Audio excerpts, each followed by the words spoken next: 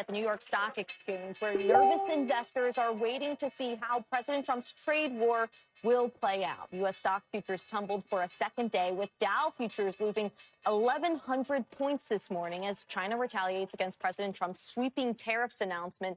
The country said it plans to impose a 34% levy on all U.S. products, matching the Trump tariffs.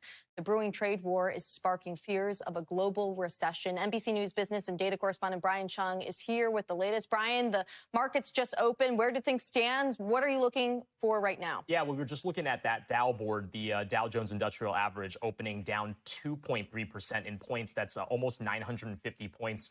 The S&P 500, which is largely seen as a more broad-based measure of the overall stock market, fell by about the same 2.4% I'm looking at right now. And the tech-heavy NASDAQ composite, that'll include companies like Meta and Google and what have you, that's down by 3%. So this is the second in a back-to-back round of days in response to that announcement in the Rose Garden of those reciprocal tariffs. And it is just looking like another ugly day to end what has been a really ugly week. I think that the news development of that Chinese reciprocal tariff of, trying to slap on that over 30% tariff on American goods is a big story behind this, because, again, this is essentially the beginning of this tariff war, as other countries were still waiting on retaliatory action from potentially the European Union. Canada announced yesterday they were going to be doing auto tariffs on American cars going into Canada as well. So this is just the beginning of all of this. And the jobs report that we got this morning, I don't think it did too much to help. So much of this is still actively unfolding. Do we have any sense around what companies or sectors are being hardest hit right now? I mean, Emily, it just, quite frankly, it appears to be really broad-based. It seems like every industry, every potential corner of the stock market. There are a few winners yesterday. I think some fast food companies and maybe some defensive stocks, what they call basically the recession-proof ones, where if people start to buy discount or they start to buy canned soup, we see similar plays happen in the past in 2008 during the pandemic as well. But for the most part, it's very broad-based. Again, every measure of this. The Russell 2000 is another stock market measure that includes smaller companies that are still publicly traded. That had, I believe, is in bear market territory, which is when it falls by 20% from its most recent highs. But I think the NASDAQ is kind of the big tell here, because, again, that's a tech-heavy sector that we're talking about that's now down 2.8%, just a little bit better than when we spoke a minute ago about this. But we're talking about Google and Meta, companies that don't export physical hard goods. Yeah, and when we talk about tariffs, those are tariffs on things that physically get imported into the United States. So when you see tech stocks selling off, that tells you investors broadly are trying to get out of what they call risk assets. They don't want to hold stocks at all. They just want to put everything into cash, basically hunker down during what could be a bumpy period of investment. And I think people looking at their 401ks probably have the same level of anxiety. Yeah, absolutely. A really tumultuous time. I know you've been speaking with business owners of small businesses to large businesses. Yeah. What are you hearing? Yeah, well, what I'm hearing right now from small businesses and large businesses is the same thing, actually. Whether you're a large Fortune 500 company or you're a small business that builds things in Ohio, you are just uncertain about what's going on. And let's say, for example, even under the charitable kind of interpretation of what the Trump administration is doing, which is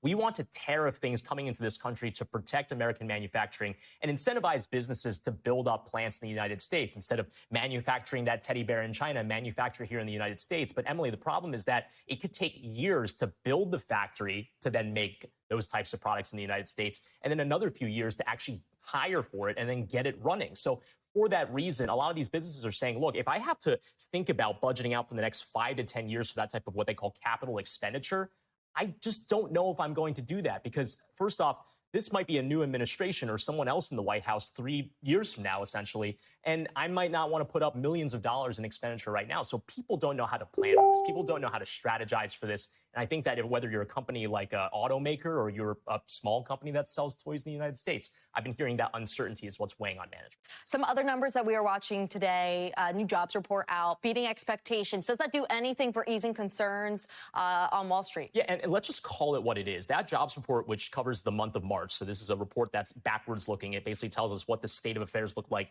in the middle of March in this country. It looks good. The unemployment rate at 4.2%, that is essentially near where we were, in the prior reports. The job gains in terms of the monthly added payrolls was over 200,000. In fact, economists had expected something a little closer to 140,000 for the month. And it seemed like the job gains were relatively broad-based across the economy. So the labor market still looks pretty good. And I do want to point out that when we looked at market futures before the market opened, because that report was released around 8:30 Eastern time, we did see market futures kind of slip back up. It looked like maybe we would recover some of those losses. But here we are again, about 4 minutes into the the market open, and it looks like everything is still deeply in the red. S&P 500 down 2.7, Dow down 2.4, NASDAQ down over 3%. It's just looking like another.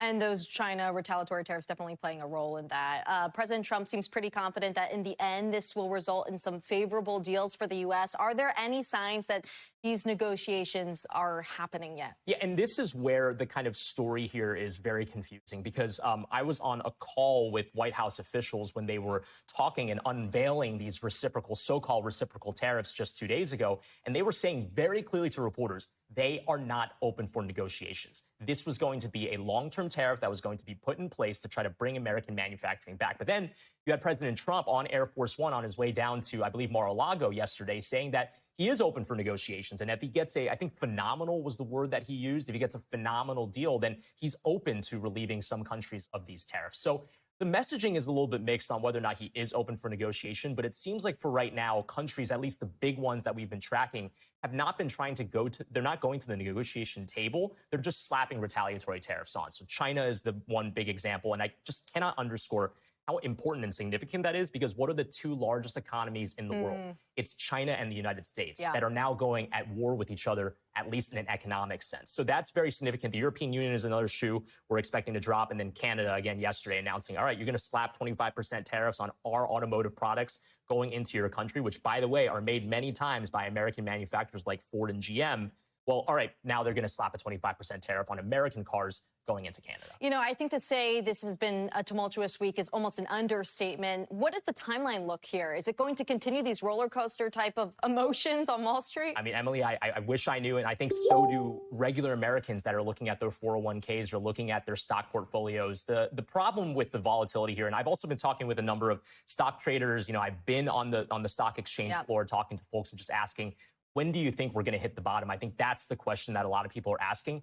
We just don't know. And we won't likely hit a bottom until we get more clarity on this tariff war that's just escalating seemingly by the hour.